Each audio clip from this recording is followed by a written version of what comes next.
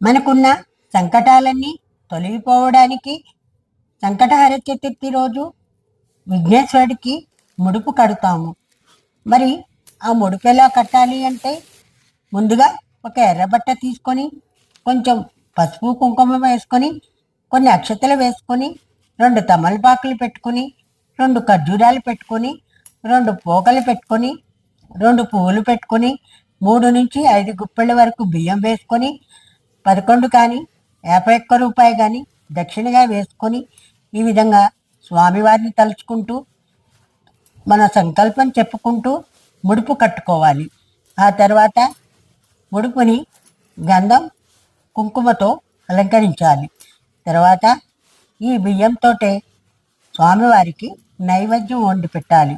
ఈ వీడియో నచ్చినట్లయితే లైక్ చేయండి, షేర్ చేయండి, సబ్స్క్రైబ్ చేసుకోండి.